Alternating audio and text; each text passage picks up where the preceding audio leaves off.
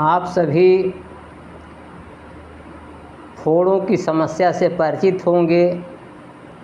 ये बच्चे, बूढ़े, स्त्री, पुरुष सभी आयु वर्ग के लोगों को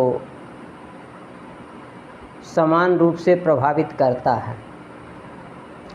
आज हम फोड़ों के लिए होम्योपैथिक और इलेक्ट्रो होम्योपैथिक में चिकित्सा की चर्चा करेंगे। होम्योपैथी और इलेक्ट्रो होम्योपैथी में फोड़ों की चिकित्सा बहुत ही प्रभावी, सफल और सरल है। होम्योपैथी में लक्षणों के आधार पर और औषधियों के निजीकरण को ध्यान में रखते हुए यदि औषधियों का चुनाव किया जाए तो फोड़े जादू जैसे ठीक होते हैं। यहाँ हम कुछ होम्योपैथिक औषधियों और उनके लक्षणों की चर्चा करेंगे। सबसे पहली औषधि बेलाडोना है। आप जानते हैं कि बेलाडोना जो औषधि है, इसके रोग की गति बहुत तीव्र होती है। तो यहाँ यही फार्मूला लागू होगा। यदि फोड़े बहुत तीव्र गति से निकल रहे हों, तीव्र गति से बढ़ रहे हों, उनकी तेज़ी बहुत अधिक हो, उसमें दर्द, लालिमा, पीड़ा हो, तो ऐसे फोड़ों की चिकित्सा के लिए बेलाडोना 3200 का उपयोग किया जा सकता है। दूसरी औषधि है हिपर सल्फर। हिपर सल्फर में जब फोड़े एक के बाद एक बारी बारी निकल रहे हों तो ऐसे जगह पर हिपर सल्फर उपयोगी है।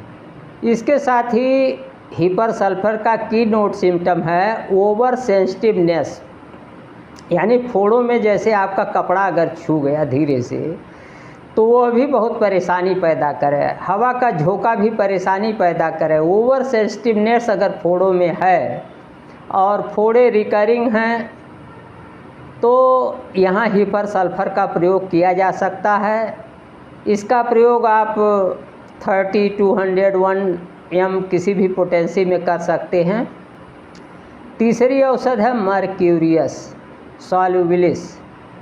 ये औषधि ऐसे फोड़ों के लिए अधिक उपयोगी है जिनमें अभी मवाद नहीं पड़ी है और जो ठंडे फोड़े हैं, यानी ऐसे फोड़े जो छूने पर बाहर से गर्म नहीं लगते, उसमें प्रदाह वगैरह कम होता है, तो ऐसे फोड़ों के लिए मर्क्यूरियस है। चौथी औषध है साइलीसिया।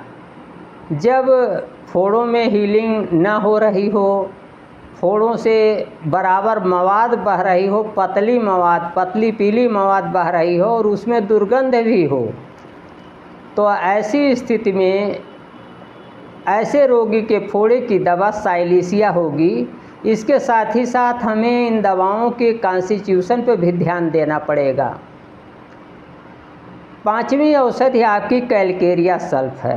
कैलकेरिया सल्फ और साइलीसिया में अंतर यह है कि दोनों के हीलिंग में देरी होती है, लेकिन कैलकेरिया सल्फ का पस जो है, मवाद जो है, वो पीला गाढ़ा होता है और साथ ही साथ कैलकेरिया सल्फ के पस में बदबू नहीं होती है, ऑफेंसिवनेस नहीं होती है। तो ऐसे जगह पर आप कैलकेरिया सल्फ का प्रयोग करेंगे। और यह कैलकेरिया सल्फ आप बायोकेमिक भी दे सकते हैं, 12x में दे सकते हैं, 6x में दे सकते हैं, 30 में दे सकते हैं, 1 m में दे सकते हैं। सारी औषधियाँ, सारी पोटेंसीज समान रूप से गुणकारी हमने अपने प्रैक्टिस में पाया है।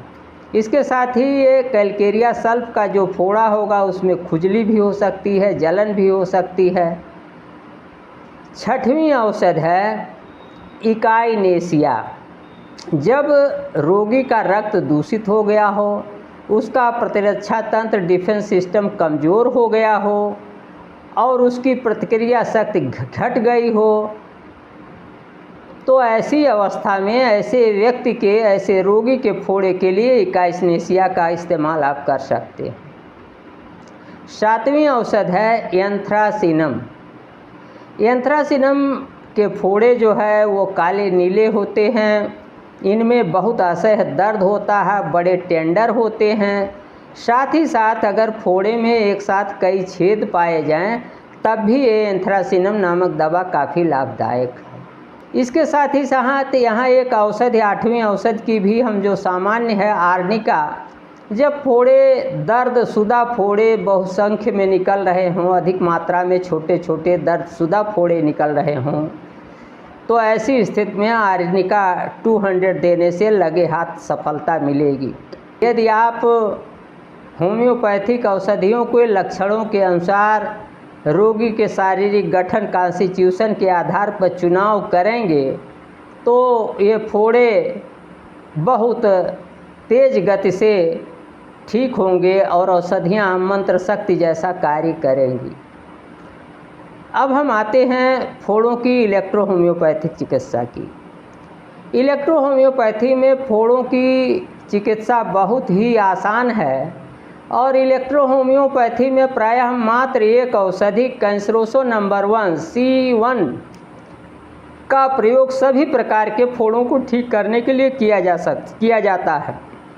इसमें यदि आपको यह महसूस हो रहा हो कि अभी फोड़े को पकाने की आवश्यकता है तो वहाँ C1 को सेकंड डाइल्यूशन में दिया जाता है और जब फोड़ा ब्रस्ट कर जाए, पक जाए, तो वहाँ C1 को आप जो है थर्ड डाइल्यूशन में देंगे। थर्ड डाइल्यूशन में देने से फोड़ा सूख जाएगा।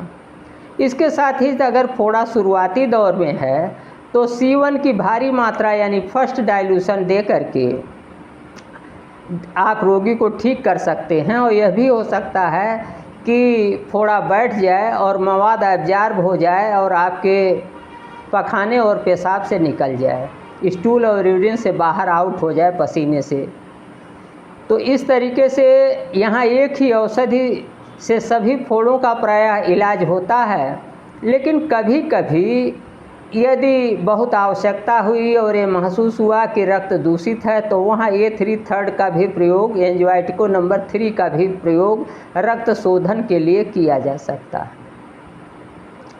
तो इस तरीके से आपने देखा कि इलेक्ट्रो होम्योपैथी में फोड़ों की चिकित्सा बहुत ही सरल है, आसान है और हर तरह से सुरक्षित है।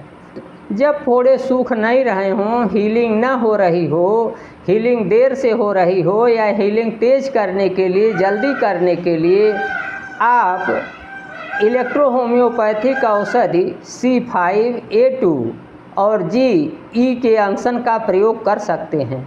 किसी भी बिजली का अंशन बनाने के लिए 1 अंश में संबंधित इलेक्ट्रिसिटी की 20 बूंद और संबंधित औषधि की 20 गोली आप डाल देंगे और उसमें चाहे ग्लिसरीन, चाहे सरसों का तेल, चाहे नीम का तेल, चाहे गरी का तेल, जो भी चीज़ आप इस्तेमाल करें डाल देंगे तो ये आपका अंशन तैयार हो जाएगा। जैसे यहाँ फोड़ों के हीलिंग के लिए अंशन बनाते समय 1 अंश की शीशी में आप जो है 20 गोली A2 की, 20 गोली C5 की डालेंगे और उसमें 20 ही बूंद Ge की डालेंगे और इन गोलियों को Ge में घोल देंगे और घोलने के बाद कोई भी द्रव पदार्थ जैसे सरसों का तेल, नीम का तेल, गरी का तेल, ग्लिसरीन या जो भी चीज़ आप चाहते हैं जो आपको सुलभ है तो उसका इस्तेमाल आप कर सकते हैं और इस तरीके से आपका अंशन तैयार हो जाएगा। तो मैं समझता हूँ आज की जानकारी हमारे जनसामान्य और चिकित्सक बंधुओं की होम्योपैथिक और इलेक्ट्रो होम्योपैथिक चिकित्सकों के काफ़ी काम आएगी और इससे वे लाभान्वित होंगे और समाज को भी अच्छा लाभ देंगे। नमस्कार, मैं डॉक्टर प्रेम नारायण।